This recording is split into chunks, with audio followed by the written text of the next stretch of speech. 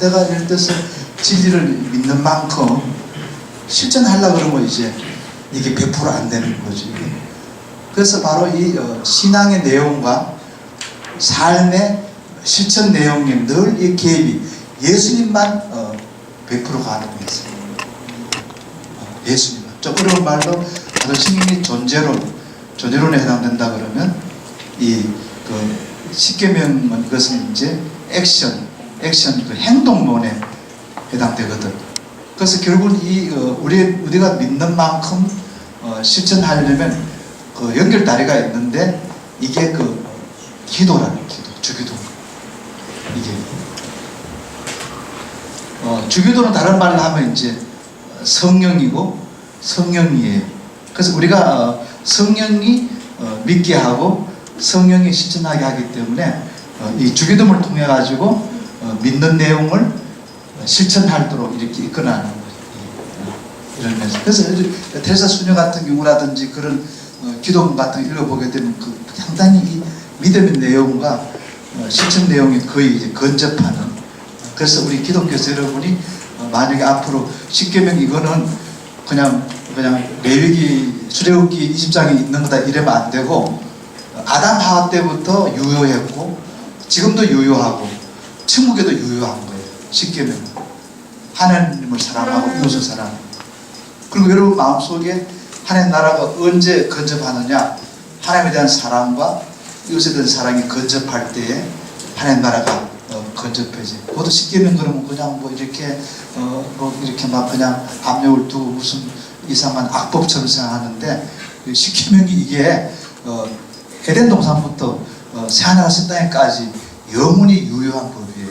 영원히 유효한. 그걸 가능하게 하려면 이 땅에서는 주기도문으로 기도로 이것이 가능하다. 그래서 여러분이 만약에 나중에 기회 되면 십계명에 대한 내용을 잘 알고 그 다음에 이제 주기도문 내용도 잘 알면 기가 막힌. 그래서 칼빈 같은 경우는 기독교 강의 책을 그냥 서론 본론 쓰지 않았어요. 십계명하고 주기도문하고 사도신경을 그걸 따로따로 해설을 해가지고 모은 게 기독교 강의 초판이에요. 그 나중에 이제 최종판에는 저신학 순서대로 이렇게 나열한 거거든. 이 세 가지가 굉장히 중요합니다. 그런데 우리는 오늘 사도신경을 하겠다는 겁니다. 그러므로 왜냐하면 사도신경은 우리가 믿어야 할 내용을 십계명 보세요. 우리가 지켜야 할 내용을 그리고 주기도문은 우리가 기도해야 할 내용을 가르치게 됩니다. 중세 전통에 따라서 마르틴 루터는 사도신경의 내용 구조를 삼위일체론에 기초해서 셋으로 강조하여 성부 하나님에 관한 the first article, 성자 예수에 관한 second article, 성령 하나님에 관한 third article로 나누었다. 근데 칼빈은 사도신경의 내용 구조를 넷으로 간주하여서 네 번째 교회에 대한 항목을 부합시켰다. 전체 내용을 어떻게 구분하든지 간에 사도신경은 거기 보세요. 12가지 내용을 담고 있다. 12가지 내용. 오늘 집에 가셔가지고 한번 이렇게 시간이 지금 없으니까 53쪽 한번 보세요. 이게 하나, 둘, 셋, 넷, 다섯, 여섯, 일곱, 여덟, 아홉 이렇게 이것이 지금 라틴어로 할 경우에 이렇게 콤마 있는 걸 해보면 이게 항목이 12개 항목으로 되어 있다는 거예요. 그래서 12개 항목이니까 이걸 지어낸 거죠. 55쪽에 보면 신빙성이 없는 전설에 의하면 55쪽 첫 번째 줄입니다. 한 구절씩을 그리고 베드로, 요한 이렇게 12사도가 하나씩 기록했다 하는데 이거는 이제 거짓말이 천주교 구매는 거짓말이니까 전혀 신빙성이 없어요. 이렇게 그래가지고 사도들 앞에 이제 베드로가 사회를 하고 자 돌아가면서 지금 신과 성경에서 제일 중요한 거 한 기절을 하셔 그러니까 이제 베드로 자기는 이제 전능하사 천지를 만드신 하나님 아버지 이러니까 두 번째 그 외아들 예수를 해가지고 이걸 12개를 모아가지고 이제 딱 했다. 전혀 이거는 사쿠라에 해당됩니다. 사쿠라 가짜예요, 가짜. 그러나 사도신경이라는 말이 처음으로 사용된 것은 390년경 그 유명한 성 암브로시우스 감독의 글이며 사도신경이 그러니까 사도신경이라는 이 단어가 암브로시우스의 390년 글에 발견됐다는 거예요. 이건 박사과정도 모르는 얘기예요. 교회 가서 목사님한테 물으면 안 돼요. 목사님 대답을 못하니까 이런 거 묻지 마세요. 예.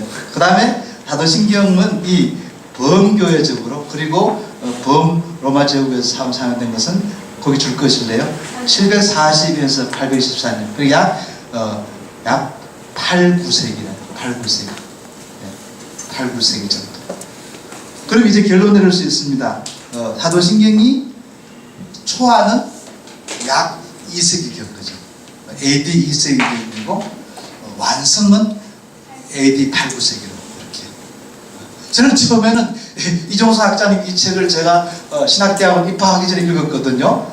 이 책을 이거에. 예. 그래서 내가 충격받았어요. 나는 그때는 이 사도들이 살아계실 때에 12기절서에 뭐 한 줄 알았어요.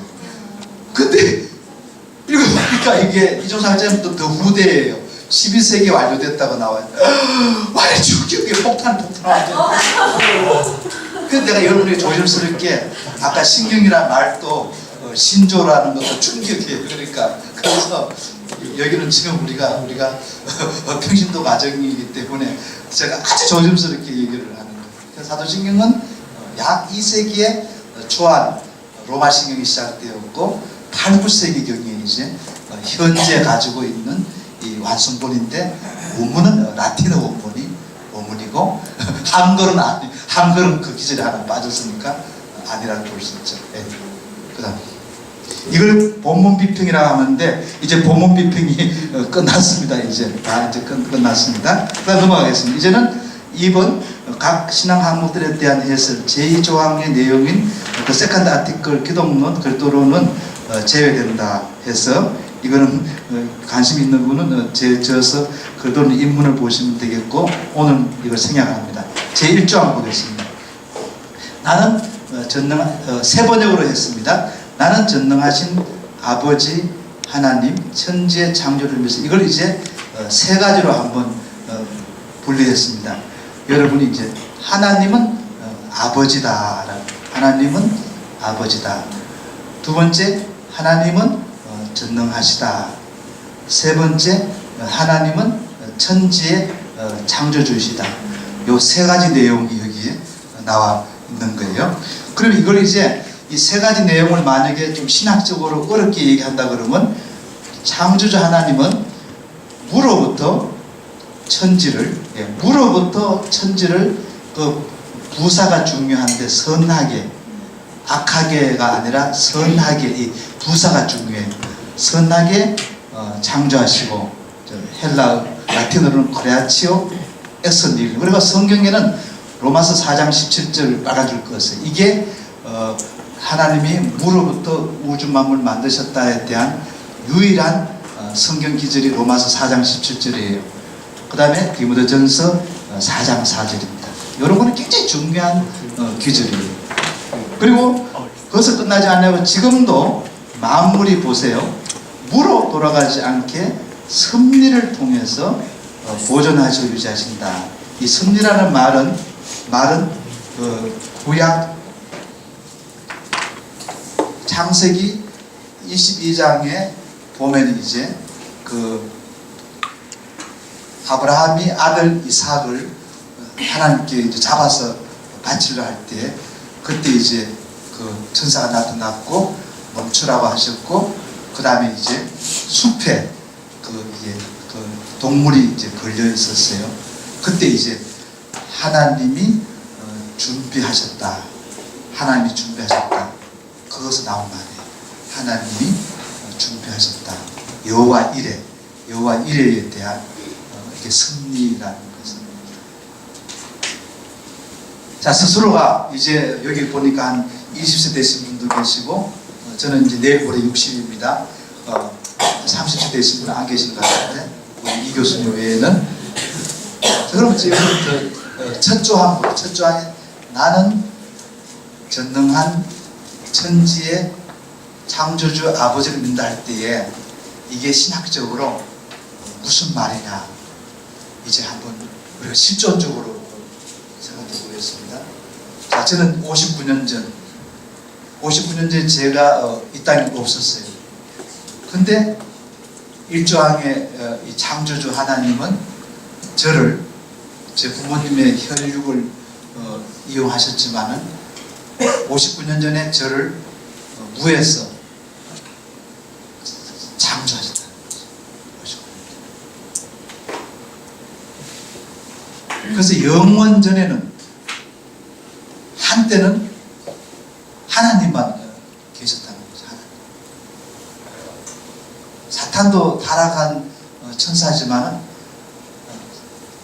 타락한 천사 사탄까지도 옛날에는 없었는데 하나님이 무에서 이제 그 선하게 창조했다.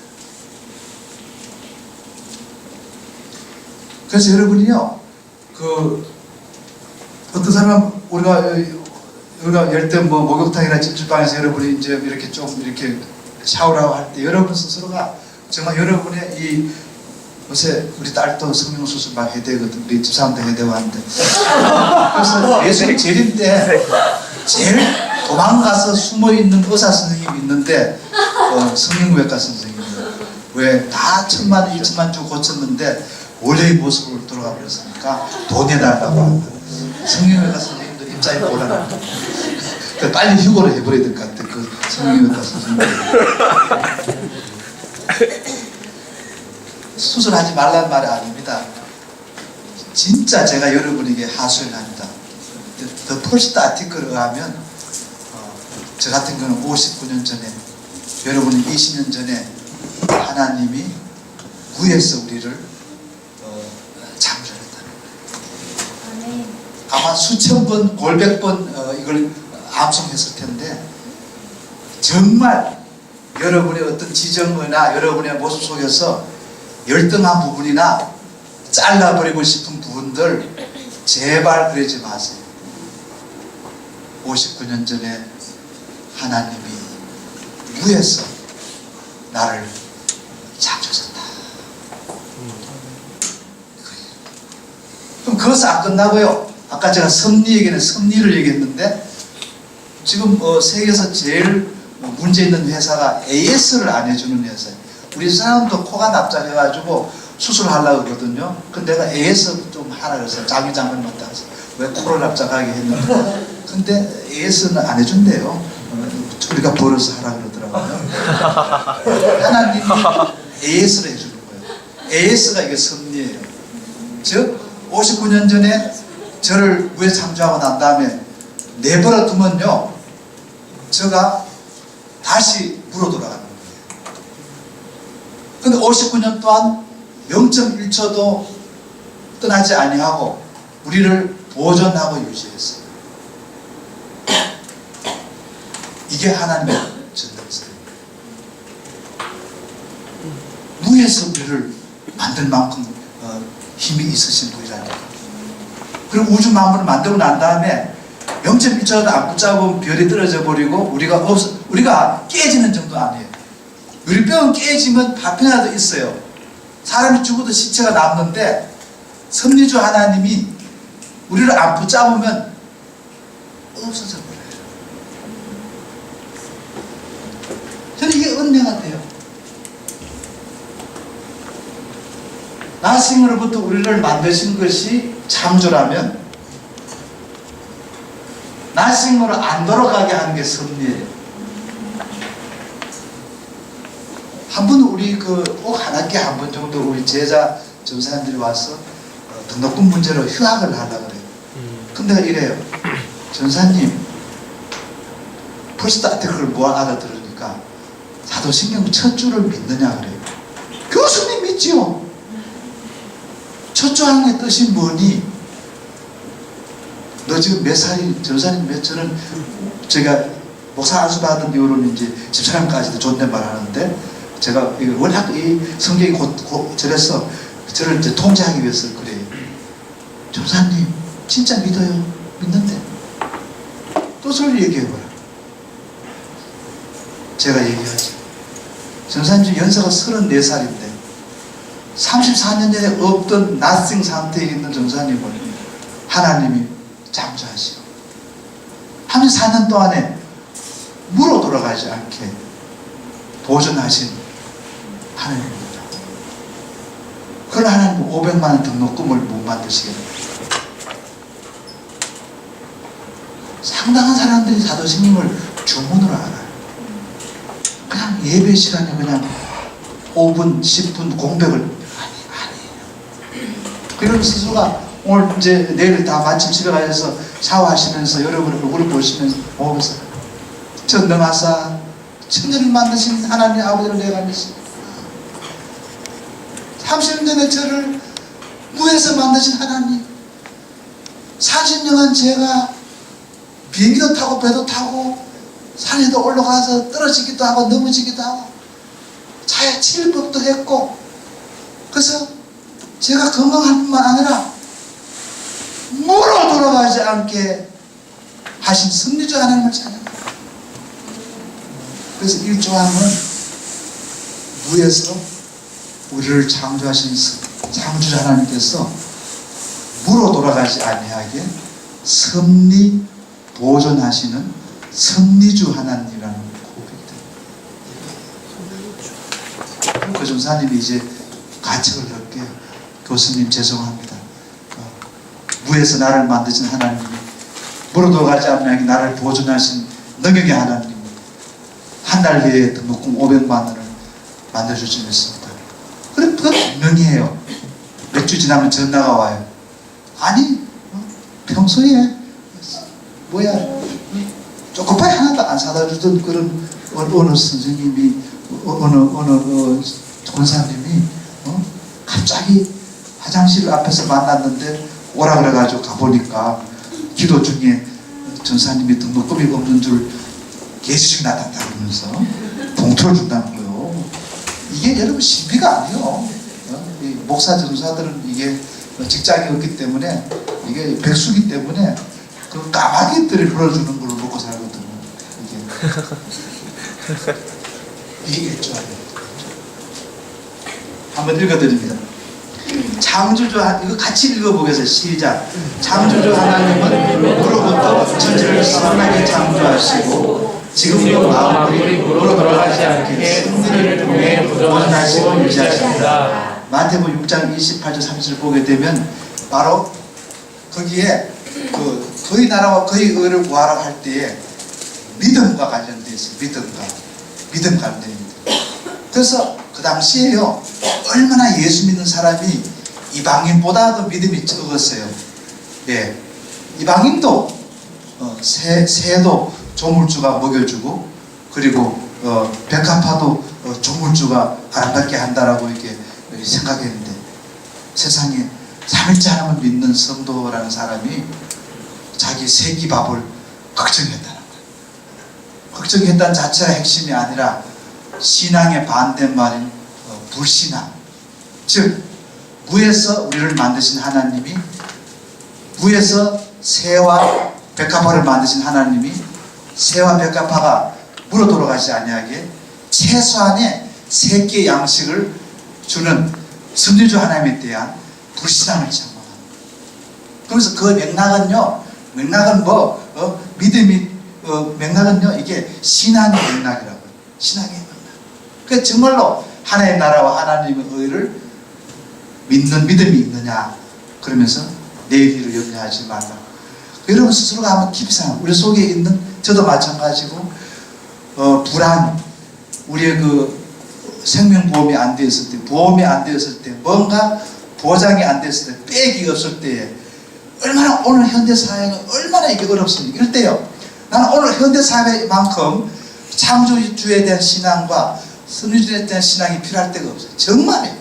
여러분, 그래서 이 직장 문제라든지 새끼 밥의 문제에 대해서 전능한 무에서 59년 전에 저를 창조하신 하나님이 59년 동안 제가 아프기는 많이 아파도 물어 돌아가지 아니하게 저를 보존하셨습니다. 물론 우리가 AD 비타민도 먹어야 되지만은 운동도 해야 되지만은 결국 뭐냐면 섭리주 하나님이 우리를 물어두지 않게 우리를 놓잖아요. 생각해봐요. 정말 생각해봐요. 저는 벌 받을 때 힘들었어요. 특히 어떤 아이들이 돈을 훔쳐가지고 50명 같이 벌 받지. 의자를 들고 50분 들고 있다는 게, 저는 그래서 창조자 하나님과 선지자 하나님이 동일한 분이고 동일한 능력이지만 저에게는 선지자 하나님에 대한 은혜가 더 실존적으로 다가와요. 창조에 한 번 해버리면 되지만 선지자 하나님은 0.1초도 우리로부터 철수하지 않는다. AS 한다. AS. 계속 AS. 물어도 도와지 않게. 구체적으로 더 가보겠습니다. 1조항 하나님은 아버지다라는 말이 있는데 이게 오늘날의 일부 이제 잘못된 해석이 두 가지가 있어요. 일부 여성신학자들, 급진적 여성신학자들은 성경에서 신을 아버지라 하는 것은 아부장적인 표현이다. 그러므로 이렇게 아버지라 하지 말고 엄마라 해라, 어머니라 해라 이제 그런 어떤 견해가 좀 있고, 최근에는 그 안상홍 정인에서는 처음에는 그 창시자가 남자였어요. 남편이 했기 때문에 그때는 하나님의 아버지라 하다가 남편이 돌아가시려고 그러니까 부인이 그 교주가 되었어요. 이제는 부인이 여성이니까 어머니 하나님으로 이제 변했어요. 그래서 여러분이 이걸 아버지란 말이 한간에 이렇게 어떤 그 가부장적인 아버지 개념이다라는 거와 또 이단이 남자가 교주 때는 남자 하나님 아버지 했다가 여자가 교주 되니까 엄마 하나님을 하는데 그건 잘못된 거고, 성경에 아버지라는 것은 뭐냐면 두 가지 뜻이 있어요. 하나는 사랑과 자비를 가진 그 하나님이라는 뜻이에요. 사랑과 자비를 가진 하나님이라는 뜻이에요. 근데 사랑과 자비만 가져도요, 특히 이제 우리 여기 요새 한국 사회가 보면 이제 여성이 오히려 더 세지고, 우리 집도 딸하고 집사람이 더 셉니다. 일단 딸 집사람 얘기 들으면 저는 그냥 숨을 죽이고 있습니다.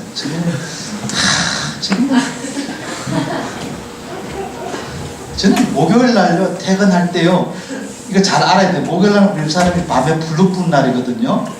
그래서 이날은 저녁 안 차려줘요. 그러면 그걸 모르고 5시에 전화를 하면 핸드폰 받으면 정신 바짝 차려야 돼요. 그러니까 불러 소리가 나니까 이때 만약에 나 저녁 안 먹었어 그러면 안 되는 거예요. 그러면 불을 때려치고 와가지고 막 쿵쾅쿵쾅 야단이요. 이때는 빨리 내가 여보 나 저녁 먹었어 그러고 꼬리 내려야 돼요. 이게 지금 50대 한국 남자, 우리 학교는요 지금 한 끼만 밥 먹는 교수들이 50%, 30%는 아침 밥 차려드리고 커피 끓여드리고 출근하게 나는 교수가 있고, 저는 아직도 철이 들더라고요. 저는 아침부터 먹고 나오거든요. 그랬더니 우리 교수님들이 갈대가 부었다. 나는 막갑하거든. 이게 지금 스칸디나비아 반도에 여성들의 80%가 다 장하겠죠. 제가 1996년도 네덜란드 귀국할 때 우리로 말하면 이제 그 국가고시에 여성이 80%가 여학생들이 합격했습니다. 이게 지금 독일을 거쳐가지고 지금 스페인까지 내려가고 있어요. 그러니까 이 북유럽 쪽은 이미 여성들이 50% 이상을 장학을 이미 했죠. 지금 한국은 지금 현재 이제 그때 이제 이번에 저게 났다는데 얼마 전에 지휘자가 여성이 나왔다고 야단했는데, 예. 그런 의미가 아니라 이 아버지라는 뜻은 이것은 사랑과 그리고 자비의 개념인데 하나가 더 있는데 전능한 능력이 있는 아버지라는 뜻이에요. 여러분 가장이 제일 초라할 때가 언제인지 알아요? 그 자녀들에게 가족에게 경제적인 능력이 없어서 제일 초라해요. 정말이에요. 울고 싶어요. 정말이에요. 네. 정말입니다. 네. 그래서 학교에서 있다 보면 이제 우리 동기 목사님들이 전사님을 좀 추천해 주세요 이러면 제가 아주 얌전하고 사랑과 자비가 넘치는 예수님 버금가는 그런 학생을 제가 보내요. 그러면 전화가 와요. 교사님 마음은 찰떡같이 좋은데 일을 시켜놓으면 한 달 2달 걸립니다. 이번에는 성격 좋은 전사님보다도 능력 있는 전사님 보내주세요. 그래서 보내주면 한 달 만에 교회를 2배 부흥시켜 놓고는 부장 장로님하고 붙어가지고 그냥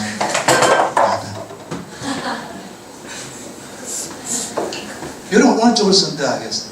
마음씨 착하고 고우면서 무능한 사람이 되기를 원해요? 아니면 성격은 개떡 같으면서 능력이 있는 사람을 원해요? 근데 아버지는 그 2가지가 다 있어요. 하나님의 아버지란 말은 자기 외아들을 주실 만큼 사랑과 자비가 충만한 희생적이신 동시에 그리고 이 피조물이 원하는 피조물에게 필요한 것을 다 공급할 수 있는 능력이 있는 아버지라는 것이에요. 이게 전혀 이런 뭐 가부장적인 개념이라든지 또 남자가 교주라는 말이 아니라 그러면서 아버지 이럴 때 아버지 이럴 때 내 친구도 심지어 우리 남친 여친 심지어 우리 배우자도 내 그 상황을 이해를 하기를 원하지 않아. 이해할 수도 없는 그런 상황에도 인격적인 아버지는 정말 저는 이번에 그 탕자 그림 보면서 한 10분 울었어요. 그 사진 찍으면서 정말 돌아온 탕자. 그 보면 이래요. 오늘 집에 가서 보세요. 돌아온 탕자를 안는 아버지 손이 다릅니다. 오른쪽 손은요 지금 얘기한 사랑과 자비예요. 됐다 용서하는 거예요. 과거 안 붙겠다 용서한다. 손이 힘이 없어요. 오늘 집에 가서 보세요. 탕자를 안고 있는 아버지의 오른손은요 힘이 없어요. 다 됐다. 너 과거 안 붙는다. 사랑과 자비예요. 근데요 왼쪽 손은요 이게 힘줄이 있어요. 능력의 아버지야. 너 먹여줄게. 너 먹여줄게. 우리 집에서 너 안 공개 먹여줄게. 오늘 집에 가서 한번 인터넷에서 보세요. 한쪽 손은 힘이 없는 손이에요. 그 아버지 속에 2가지가 있어요. 바로 사랑과 자비라는 인격 개념과 그리고 활동 속에서 삶 속에서 파워풀한 능력이 있는 그 2가지가 여러분 어떤 엄마 아빠 어떤 오빠가 되기를 원해요. 2가지죠. 정말 매너나 인격도 멋진 분. 거기다가 이제 자기가 맡은 일에 대해서 전공에 대해서 정말 그 우수한 탁월한 그 심지어 그런 말이 있잖아요. 옛날에 그 보면 패스트에 보면 나오잖아요. 패스트에 보면 지금 막 패스트가 중산 패스트가 번지면 50%가 죽었습니다. 그럴 때 이제 과연 사랑의 이유로 패스트가 번진 아들들과 한 집에 같이 밥을 먹고 그게 사랑이죠. 그러나 이제 이 지식은 올바른 지식은 이제 의학 지식은 떼어서 전염병이니까 격리해야 된다. 그 2가지죠. 지식이 하나의 능력의 상징이라면 사랑. 그래서 우리 인간 사회에서는 이 성품과 그리고 능력이 때로는 상충되고 갭이 있지만은 아버지란 단어 속에는 바로 하나님의 아가페 사랑이라는 개념과 우주 만물을 무에서 창조하시고 우주 만물이 물어 돌아가지 않게 버틸 수 있는 능력의 하나님이라는 이 2가지가 있어요. 아버지 속에. 그 다음 2번째로 하나님이 전능하다는 말은 그렇게 말씀을 드렸고 하나님은 천지의 창조주라는 말, 천지라는 말은 하늘과 땅이지 않습니까? 이것은 뭐냐면 바로 말 그대로 하나님을 제외한 모든 걸 만드신 분이에요. 하나님을 제외한 모든 것을 만드신 분이. 그러면서 이 천지라는 말이 들어갔습니다. 천지라는 말이 들어갔어요.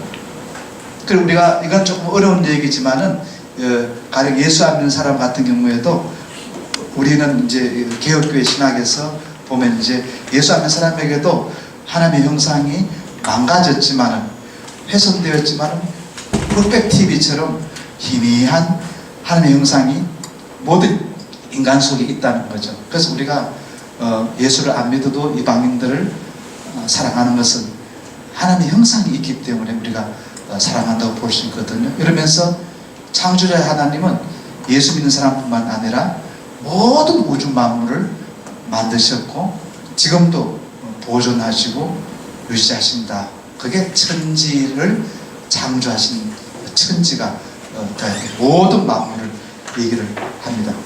두 번째 조항 들어가겠습니다. 제3조항.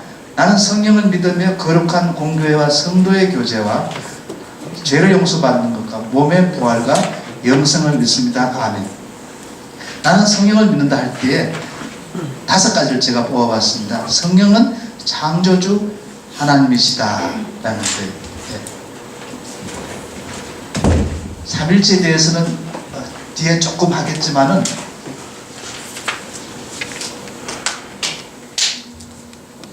여러분이 이렇게 생각하면 돼요.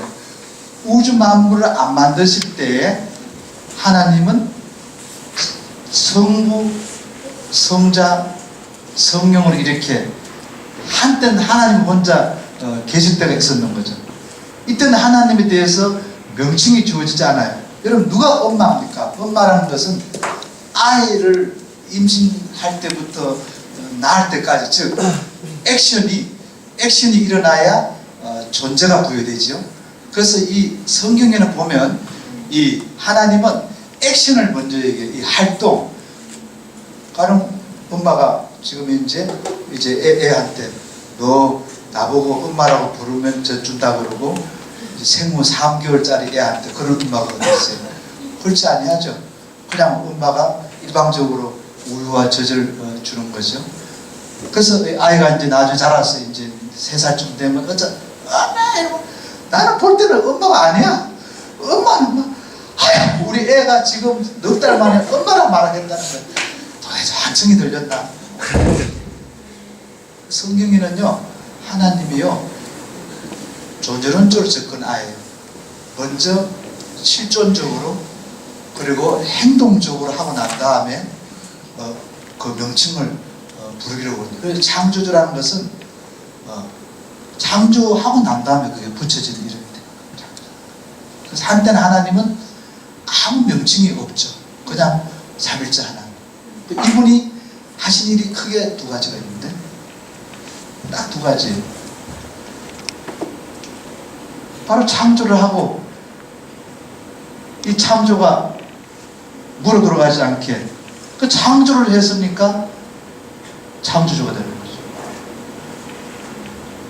물어 들어가지 않게 유지 보존하니까 이제 섭리주가 되는 거예요. 그래서 이 창조주 하나님인 동시에 섭리주 하나님은 자신이 창조한 모든 만물의 창조자일 뿐만 아니라 사타마이까도 지금 보존하는 거예요. 네. 사타마이까도 보존하는 거예요.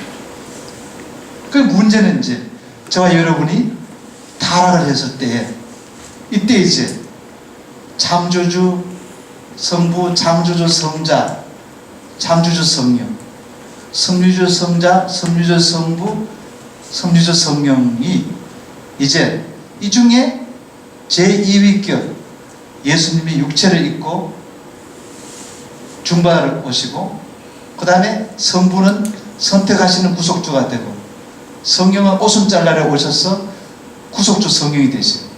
그래서 구속주, 성부, 성자, 성령이 되는 거죠. 이때 우리가 창조주, 섭리주가 곧 구속주지만은 창조, 섭리주의 역할은 모든 우주 만물에 미치지만은 구속주 하나님은 이제 교회와 성도에게만 이것이 미치는 것이라고 볼 수가 있거든요. 이런 의미에서 우리가 봤을 때 이제 바로 나는 성령을 믿는다고 할 때에 이 성령이 이제 조항은 1조항은 실제로 창조주 성부에 대한 조항인데도 실제는 창조주 성자를 전제하고 있고 창조주 성령을 전제하고 있는 거예요. 또 이 조항은 구속주를 예수님을 얘기를 해도 역시 구속주 성부와 구속주 성령을 전제하고 있죠. 그래서 3조항은 바로 이 앞에 있는 것에 대해서 종합이기 때문에 성령은 창조주, 섭리주의 동시에 성령은 구속주가 된다. 이렇게 이 성령 조항이 나와 있는 거예요. 그래서 여러분이 지금까지 이제 이렇게 대표격으로 제1조항은 성부, 대표격으로 제2조항은 성자, 대표격으로 제3조항은 성령이지만은 삼일체적으로 봤을 때는 여러분이 1조항을 읽을 때에 성부만 창조주뿐이 아니라 성자도 성령도 창조도 이렇게 봐야 됩니다. 2조항을 읽을 때는 예수님만이 구속주가 아니라 성부도 구속주로 참여하셨고 성령도 참여하셨다. 그럼 1, 2조항을 합산한 것이 3조항이니까 성령을 읽을 때도 성령에는 앞에 형사가 없어요. 그냥 성령을 있어요. 그 말은 앞에다가 형사 2개를 붙여야 돼요. 창조주, 섭리주인 동시에 구속주이신 성령 이렇게 붙여야 돼요. 그래서 교회에서 만약에 목사님들이 설교할 때 오전 설교 11시, 오후 설교 2시 할 때 오전 설교에는 여러분 우주 만물을 성령님이 만드셨는데 예배 후에 자연부호 갑시다. 이럴 때는 이제 그 창조주 성령에 대해서 설교를 하신 거예요. 창조주, 섭리주, 성령. 그 다음 이제 오후에는 이제 니고데모 본문이에요. 요한복음 3장 1절. 성령으로 거듭나지 아니하면 하나를 못 본다. 이렇게 할 때에 거기는 구속주 성령에 대한 얘기예요. 구속주 성령은 교회와 성도만이 해당되는 거라고 볼 수 있어요. 이걸 보는 사람들이 착각을 해요. 그래서 개구리나 소나 돼지나 갖는 이런 자연적인 생명은 창조주, 섭리주 성령이 주신 그 일반 사역을 해요. 그 대신 이제 교회와 성도에게 주는 그 구원, 구속주 성령은 이제 이 구원에 대해서 교회와 그리스도인에게만 해당되는 특별 사역이라고 볼 수 있어요. 더 재미있는 거는요, 창세기부터 계시록까지가요, 창조주, 섭리주에 대한 기록은 문구만큼 있어요. 여러분 오늘 집에 가셔서 한번 창세기부터 그 말라기서까지 읽어보면요, 하나님이 창조주면서 우주 만물을 유지한다는 기록은 문구만큼 있어요. 다 구속주 하나님에 대한 기록이에요. 구약도. 또 신약은 뭐예요? 신약은 하나님이 창조주라는 기록은 한두 군데 있을까 말까요? 거기다가 구속주에 대한 기록이에요.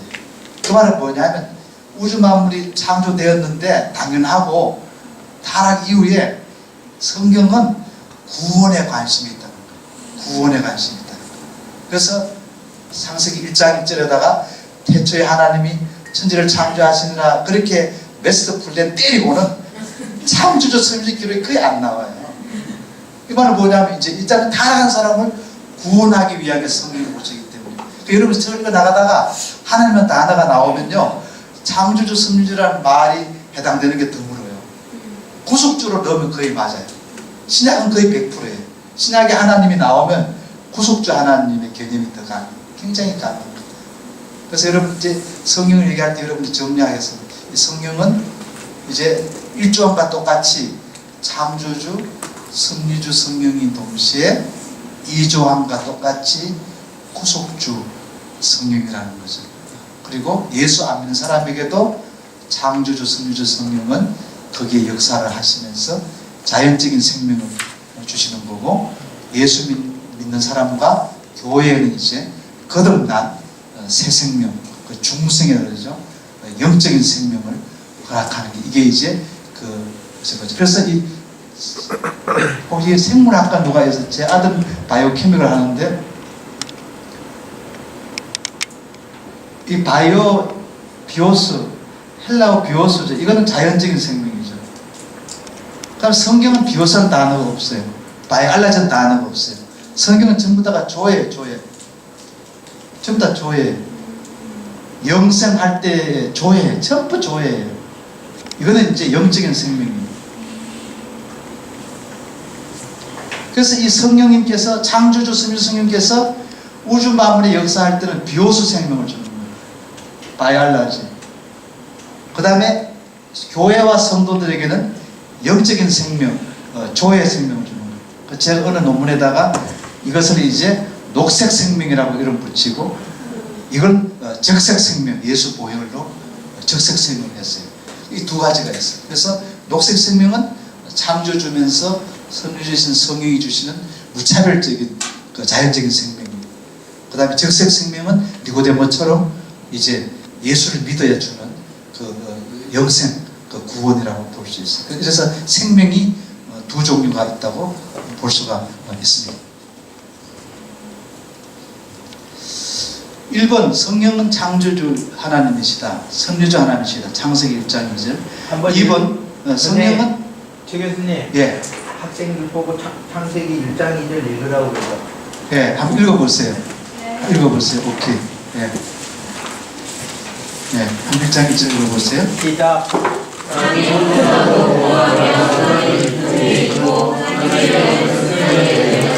예, 지금 번역이 참 잘 됐어요. 옛날 번역은 하나님의 신인데 영이 맞아요. 그 루아흐가 정확한 번역입니다. 그러니까 이때는 창조주이신 동시에 섭리주라는 거예요.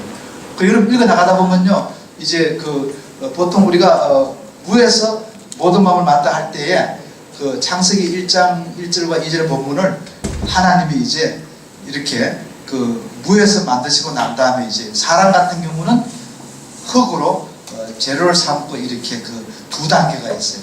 어떤 거는 그냥 무에서 만들어 버리고 어떤 것은 이미 창조한 것을 이제 그 이렇게 재료로 사용하는 그 두 종류가 나와 있지만 자관 이 성령님이 거기에 참여했다고 볼 수 있고, 네, 그리고 더 놀라운 것은 이렇습니다. 왜 그러면 성령이 세 번째 조항에 와 있느냐 하면, 자, 하나님이 아무리 저와 여러분을 무에서 만들고 싶어도, 그리고 성부 하나님이 아무리 우리를 유지 보존하고 싶어도 심부름 성령이에요. 아무리 예수님의 보혈이 진나고 예수님이 하나님의 보좌권이 계시더라도 예수님을 우리 마음 속에, 이 강의실 속에 오시게 하는 전달자는 성령이에요. 그래서 철도청처럼 성령이 파업을 해버리면요, 창조와 구속이 안 일어나요. 제가 이 얘기를 박사과정에 했더니만 어느 박사과정 학생이 교수님 신학이 이상하지 않습니까? 그러더라고요. 제 말이 맞아요.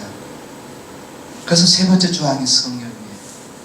그 여러분이 공학이든 의학이든 간에 인간에게 유익한 지식들, 특히 음악, 미술, 이게 전부 다가 창조주, 섭리주 성령이 주신 은혜예요. 그 옛날 이걸 모르고요, 목사님, 장로님 아들, 딸들이 예술대학교 간다 그러고 막 따따따다 그러고 막 타락했다 이랬는데 성령을 모두 갖고 거예요. 창조주, 섭리주 성령께서 인간에게 유익한 모든 기술과 지식은 창조주, 섭리주 성령이 주신 거예요. 그러니까 그것은 녹색 생명이기 때문에 구원을 받지를 못해요. 그러나 적색 생명, 예수의 보혈, 구속주 성령은 이제 물과 성령을 거듭나는 그 교회와 성도만이 받을 수 있는 성령입니다. 그러니까 지금도 예수님이 여러분에게 오시려면 방법이 딱 두 가지가 있어요. 아무리 박 대통령 전용 비행기로 예수님 모실 수 없어요. 로봇 제트기로도 우주선도 안 돼요. 예수님 다 거부해요. 우리가 왜 동계올림픽 하다 보면 뭐가 있어요? 이렇게 두 사람이 밀고 난 다음에 그 다음에 이제 이렇게 봅슬레이가 성령이 성령. 예수님이 먼저 봅슬레이 성령을 이렇게 밀어요.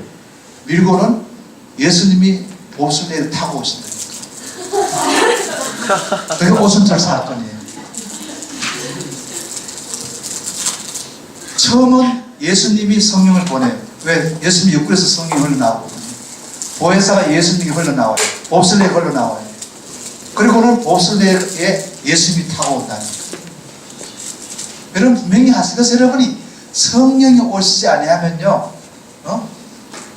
의학의 지식의 누구만큼도, 공학의 지식의 누구만큼도, 음악의 지식의 누구만큼도, 경영학의 지식의 누구만큼도 창조주, 섭리주, 성령이 주시는 이런 유익한 그런 지식들이에요. 더군다나 성령만이 예수님을 운반해요. 그래서 성령이 오시지 아니하면 예수님을 영접할 수가 없습니다. 다른 말로 하면 믿음으로 우리가 예수님을 영접해요. 믿음으로 예수님을 우리에게 오게 합니다. 그러면서 우리가 성령을 미사오리 할 때는 1조항과 2조항에 관용사를 붙이게 됩니다. 그래서 자연적인 생명을 주시는 창조주와 섭리주이신 동시에 그리고 영생을 주시는 거듭나게 하시는 구속주 성령을 내가 믿습니다. 그래서 앞에 있는 것이 성령의 일반 은사는 일반 사역은 모든 생물에게 모든 피조물에게 미치는 은혜이지만은 뒤에 구속주 은혜는 교회와 성도에게만 주는 그 특별한 영생이라고 볼 수가 있습니다. 그러나 성경은 99%가 구속주 하나님에 대한 기록으로 되어져 있고 창조주에 대한 기록은 굉장히 인색하게 남아있어요. 구약 같은 경우도 뭐 기껏해야 시편이라든지 잠언 전도서에만 창조주 성이 조금 나오지 이사야서, 에스겔 전부 다가 구속주 성령에 대한 그런 기록이라고 볼 수 있어요. 거의 다. 네? 그 다음, 네. 이거 다 끝나고 좀 메모해 놓으세요. 끝나고 내가 점심 드릴게요. 예. 그 다음에 3번입니다. 성령의 은사는 약 27가지인데 각종 5번 보시면 돼요. 27가지인데 그 중에 여러분이 이미 해당되지 않는 게 있어요. 예를 들면 앞으로 이제 이미 결혼하신 분들은 해당이 안 돼요. 저하고 이 교수는 해당이 안 돼요. 결혼했기 때문에 독신의 은사는 지나가 버렸고, 그리고 이제 사도의 은사는 해당이 안 돼요. 사도의 은사는 없어요. 없고, 그 대신 그러면 2개 빼버리면 벌써 25가지인데 그걸 여러분이 이제 제 책에 보시면 나와요. 성령의 은사는 27가지 정도가 지금 정설이 되고 있습니다. 그럼 성령의 열매는 이제 알다시피 그 9가지 갈라디아서 거기 한번 읽어보실래요? 갈라디아서 5장 21, 23절.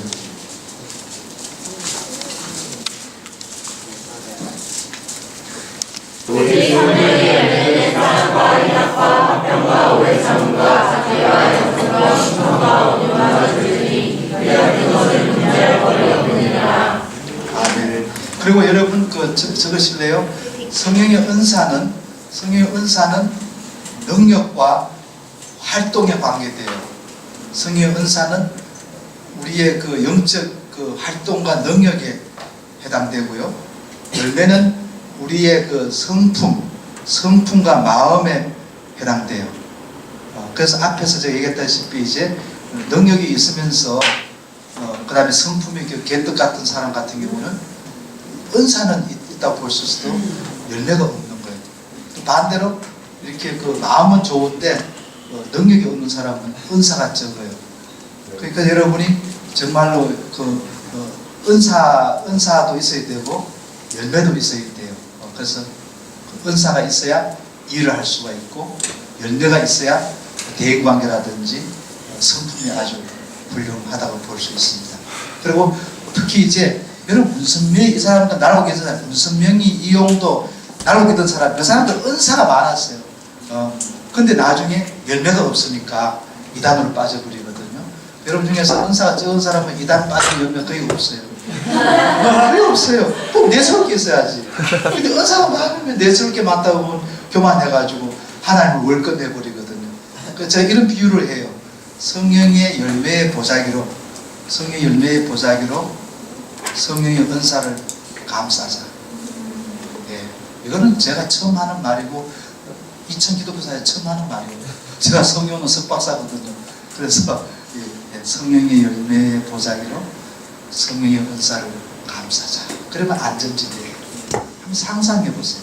여러분이 독신의 은사, 그 다음에 사도의 은사를 빼고는 이제 그 26가지 은사가 가득하면서 그게 많다고 보면 교만해지기 쉬운데 성령의 열매의 성품으로 감싸 보세요.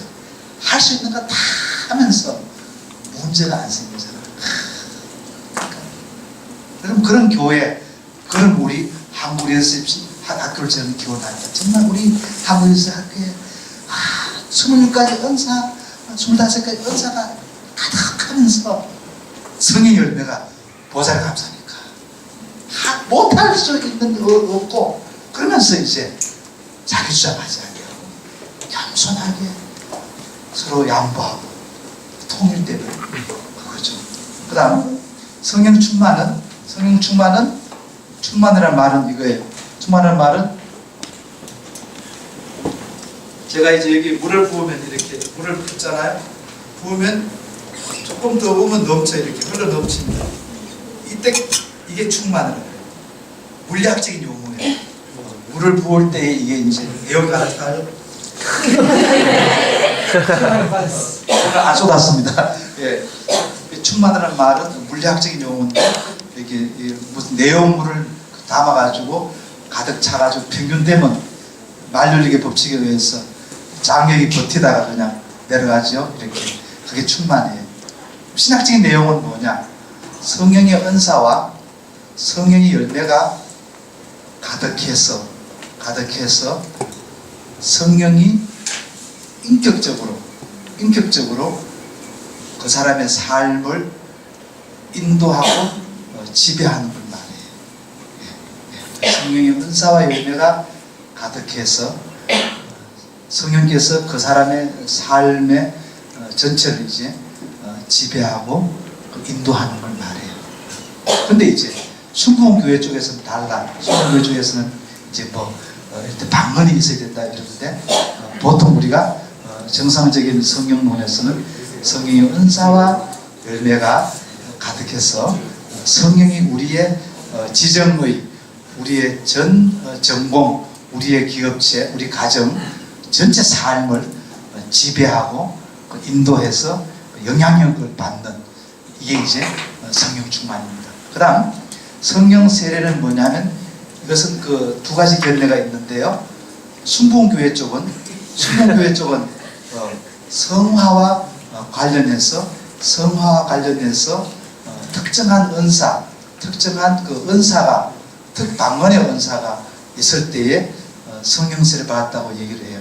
그러나 보통 정통적으로는 바로 처음 예수를 영접할 때에 성령이 처음 오실 때에 그걸 성령 세례라고 해요.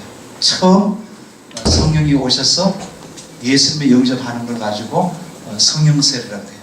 그럼 우리가 그걸 그 물세례 받을 때 그런 일이 일어날 수가 있겠죠.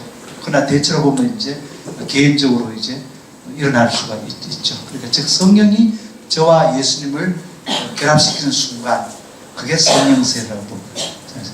그래서 이 장로교는 칭의와 관련해서 칭의와 관련해서 성령 세례를 이해한다면 순복음교회 쪽은 성화와 성령의 특별한 은사와 관련해서 성령 세례를 이해를 해요.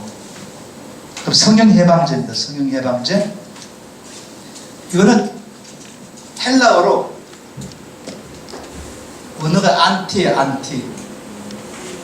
안티로 되어 있어요. 안티.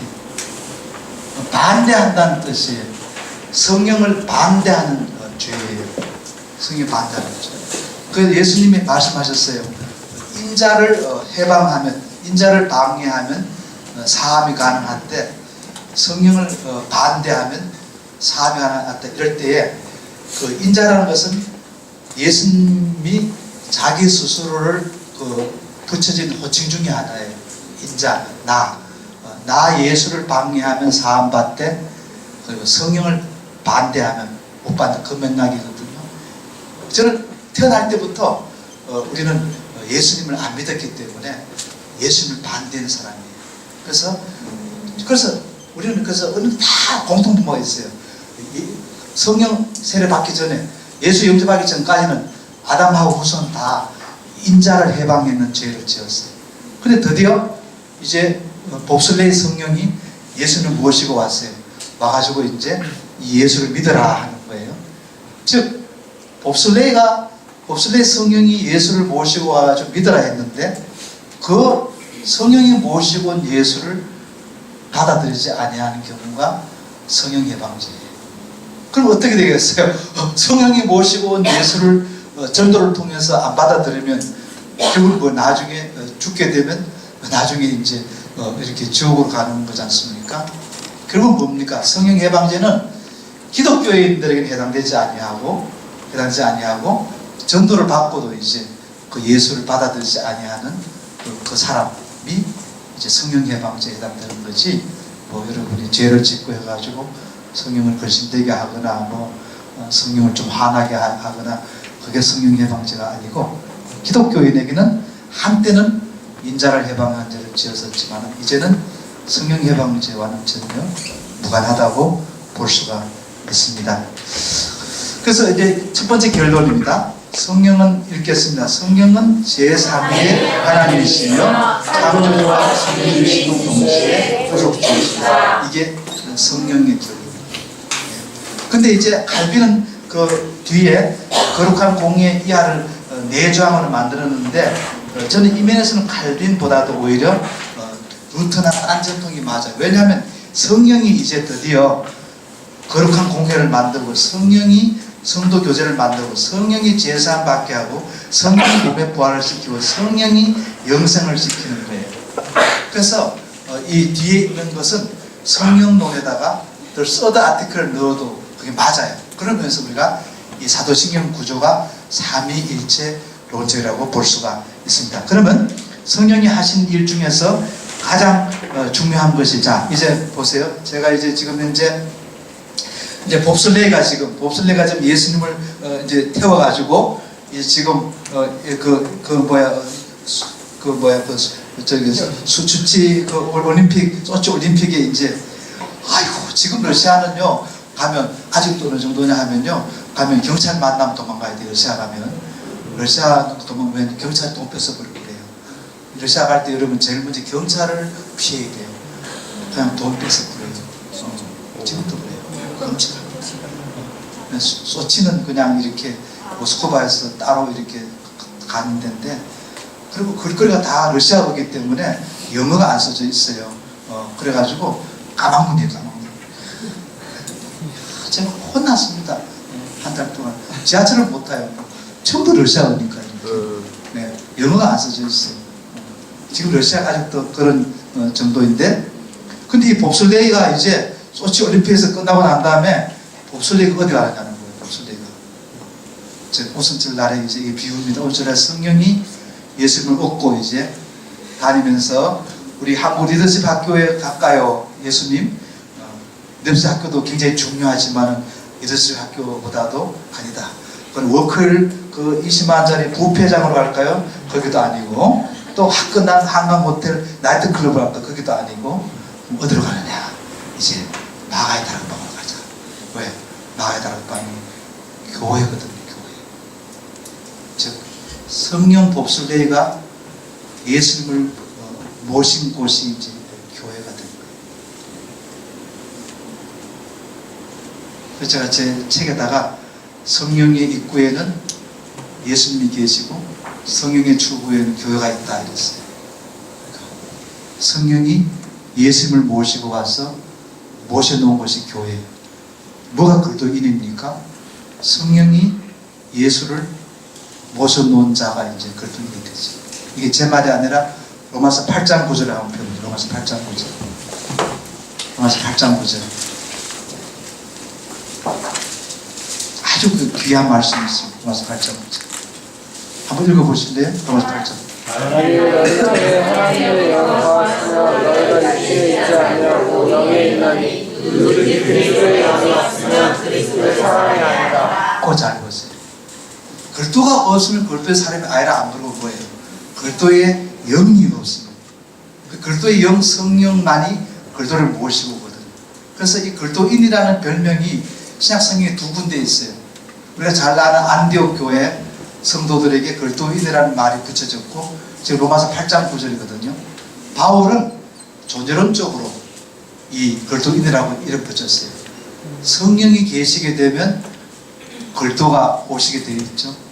그래서 성령과 그리스도를 모시고 있는 사람이 그리스도인이다 이렇게 존재론적으로 그리스도인을 정의했죠.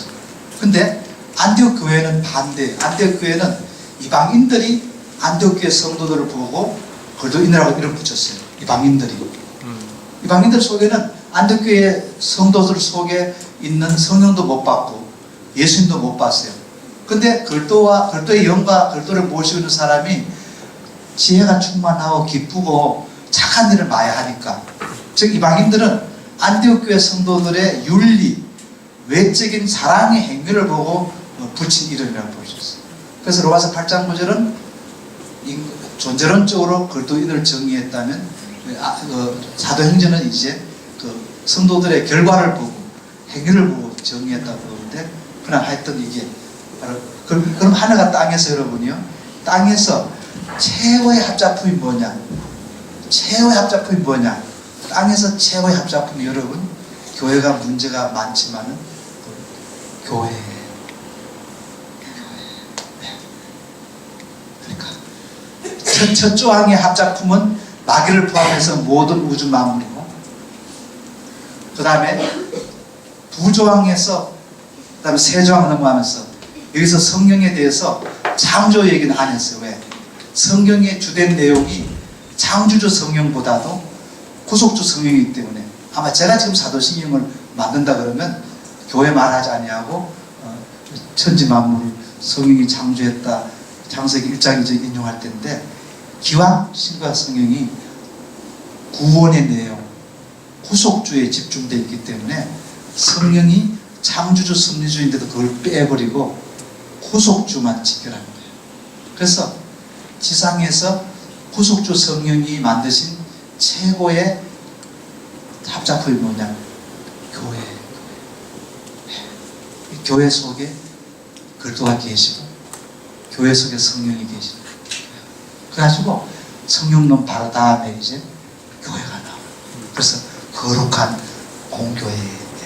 자, 그러면 봅시다. 이 거룩한 공교에 대해서 제가 세 가지를 뽑았는데요. 첫 번째, 객관적인 거룩성과 주관적인 거룩성. 레위기 19장 2절 찾아볼래요? 레위기 19장 2절.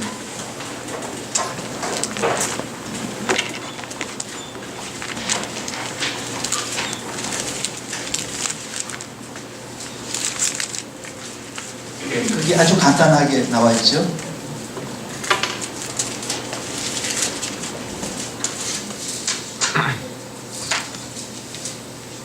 자, 한번 읽어볼까요? 시작. 너는 이스라엘 자손의 모든 총에게 말하여 이르라. 너희는 거룩하라. 이는 나 여호와 너희 하나님이 거룩함이니라. 네, 보세요. 그래서 이 구약 성경에는 이 가도시라는 그 거룩하다는 말을 쓰는데요. 거룩하다는 말은 원래 피조물에게는 수식어가 아니에요. 거룩하다는 말은 원래 신적 존재에만 해당되는 말이에요. 근데 여러분 바로 유아 세례 받자마자 우리가 거룩해지는 게 아니거든요. 그래서 우리가 객관적인 거룩성은 뭐냐 하면, 이것은 신분의 변화를 얘기해요. 네. 여러분 그냥 결혼식 했다고 여러분 아빠 의식을 느끼나요? 신부 의식을 못 느껴요. 결혼하면 하자마자. 그래서 애가 태어나야 결혼한 게 실감이 나고, 또 싸움을 해야 실감이 나요. 아, 나하고는 평생의 원수가 있는 거구나. 이제 그전에는 몰라. 연애할 때는 부부가 뭔지는 몰라요. 그 연애 시절이죠. 그 객관적인 것은 뭐냐 하면, 이것은 이제 신분에서 오는 거예요. 즉 하나님에게만 해당되는 거룩하다는 단어가 우리가 하나님의 아들, 딸이 됐기 때문에 신분 변화에서 우리에게 주어지는 거예요. 그래서 여러분이 예수 믿자마자 바로 안 그렇게 해도 너무 상심하지 마세요. 그거는 신분 변화에서 오는 거예요. 그래서 종교적인 관점.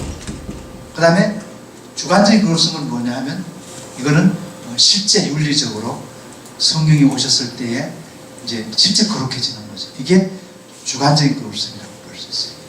그래서 바로 우리가 앞에서 내가 거룩하니라는 말은 바로 종교적인 관점, 강의 안에 그 직설법이 나오더라고요. 직설법적인 관점을 얘기해요. 그 다음에 주관적인 거룩성은 명령법적인 거룩성, 즉 도덕 윤리적으로 거룩해야 돼요. 여러분 늘 나는 거룩한 하나님 아들 딸을 할 때 늘 마음속에 내가 지금도 더럽고 어둡지만은 하나님의 아들 딸이라는 그 신분 때문에 내가 거룩한 교수고 거룩한 목사다 이렇게 하고, 그 다음에 그건 직설법이죠. 그 상금 나아가서 성령과 말씀으로 실제적으로 내가 becoming 거룩해져야 된다.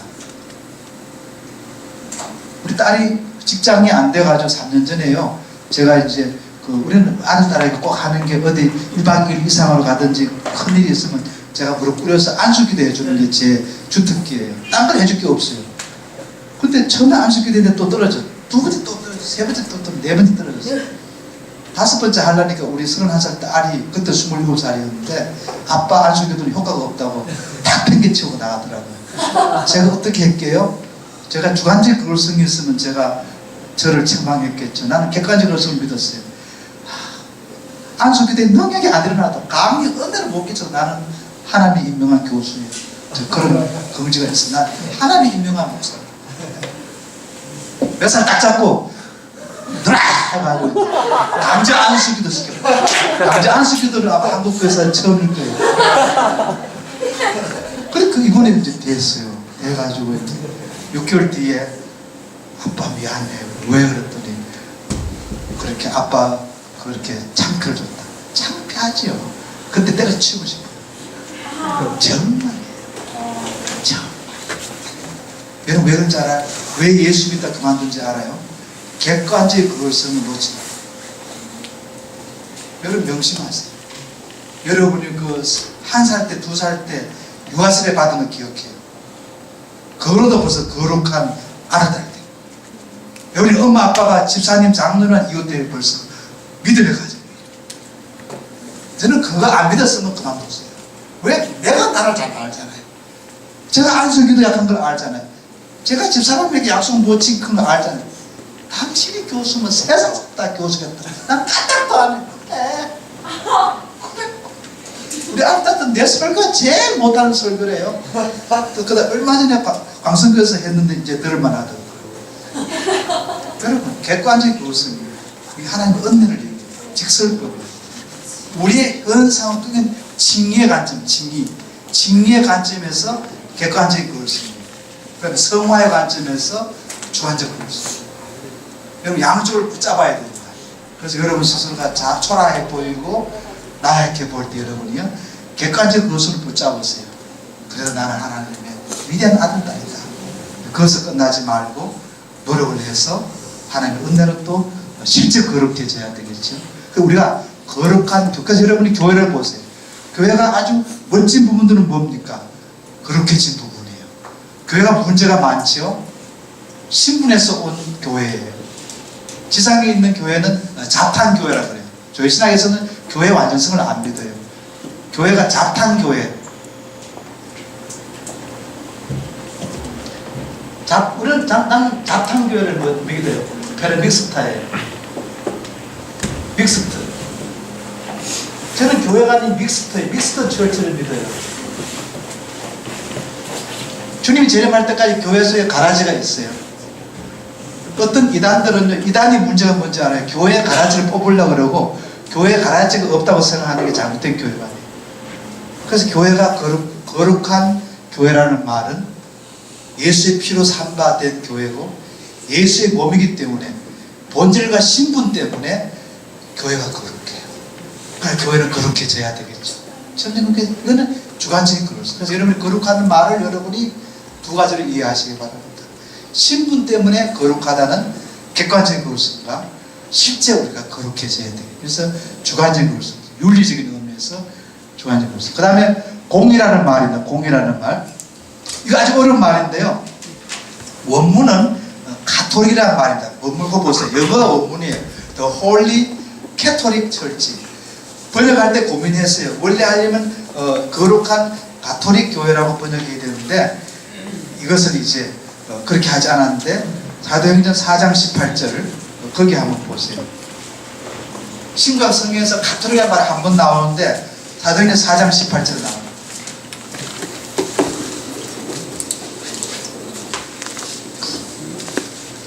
한번 읽어보실래요? 그를 불러 공하여 문지 예수의 이름으로 말하지 말고 만지지 말라.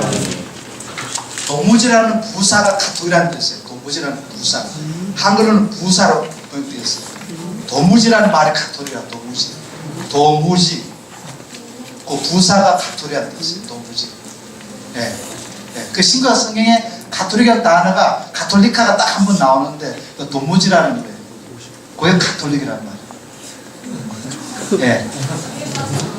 그러니까 번역은 부사로 했어요. 부사로. 뜻을 지금 설명할게요. 네. 그러면 이 가톨이라는 말은 한글로는 보편성이라는 말입니다. 보편성, 우주성이라는 말이에요. 그 헬라어에서 보편성, 우주성. 이게 천주교와 개신교의 차이가 있습니다. 천주교는 이 예수님의 그 열쇠가 일대 교황 베드로에게 위임됐기 때문에 교황의 보좌를 교황직을 가지고 있는 교회가 보편적인 교회, 가톨릭 교회예요. 천주교는 그래서 이 사도직의 역사적 계승, 이 천주교의 그 사도성이라는 뜻이에요. 가톨이라는 뜻이에요. 가톨릭, 예, 보편적인. 그러나 이제 우리 개신교 같은 경우에는 이제 그게 아니고 이 사도성이라는 말은 구약 예언자의 말씀과 구약 성경이죠. 신약의 사도의 말씀대로 믿고 행동하는 교회를 가지고 사도적인 교회라고 얘기를 하는 겁니다. 그래서 이 보편적이라는 것은 세계 만방에 있는 아담이 구원받았다면, 하와가 구원받았다면 그때부터 시간과 공간을 초월해서 세계 만방에 있는 그리스도의 교회를 가지고 이제 보편적인 교회다, 그렇게 한다는 겁니다. 그래서 그 다음에 교회에 넘어가고 에베소서 4장 4절 6절 넘어가겠습니다. 한번 성도의 교제인데 여기서 원문을 보세요. The Communion of Saints. 그때 성도의 교제인데 성자가 아니라는 거예요. 성자가 아니다. 네. 성자라는 것은 천주교에서는 이제 상당한 경지에 이른 사람을 가지고 성자라고 하는데, 우리 개신교회는 객관적인 그럴성을 인정하면서 주관적인 그럴성을 가지고 그 완료 단계를 말하지 않아요. 그래서 예수 믿으면서 상당히 덜 거룩한 사람이나 상당히 그 황혜기 목사님 정도로 그런 거룩한 사람을 이걸 존경은 하지만은 질적으로 구별하지 않아요. 그래서 일단은 유아세례 받은 사람부터 정말 경지 이런 사람까지를 다 합해서 성도라고 얘기합니다. 성도. 그리고 이 성도들이 이제 예배드리면서 교제하고, 성찬하면서 교제하고, 봉사활동하면서 교제하고, 그래서 성도들 전체의 영적인 교류와 물질적인 교류, 이 소통, 이 전체를 가지고 이제 성도의 교제라고 얘기를 하고, 이게 교회라고 보는 것입니다. 4번입니다. 4번. 죄를 용서받는 것인데, 이것은 구원의 첫 조건이죠. 구원의 첫 조건으로서 바로 예수의 이름으로 제사함이 가능하고, 그런 예수의 보혈로 제사함이 가능하고,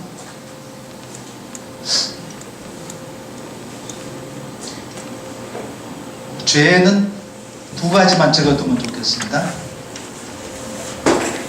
원죄와 자범죄가 있어요. 자범죄. 네. 스스로 짓는 죄. 원죄는 우리가 태어날 때부터 이어받는 원죄라면, 자범죄는 우리가 엄마 뱃속에서부터 우리 스스로 짓는 죄. 이게 자범죄거든요. 네. 그래서 보통 우리가 세례 받을 때 원죄 문제는 해결되었다고 보고, 그 다음에 이제 매일 삶 가운데서는 스스로가 지었는 죄에 대해서 죄사함을 받는 거예요. 그러니까 죄는 두 가지 조건으로 태어날 순간에 벌써 받은 이런 아담 하와로부터 오는 그 원죄와 우리가 실제 의식적으로 행동적으로 짓는 자범죄가 있죠.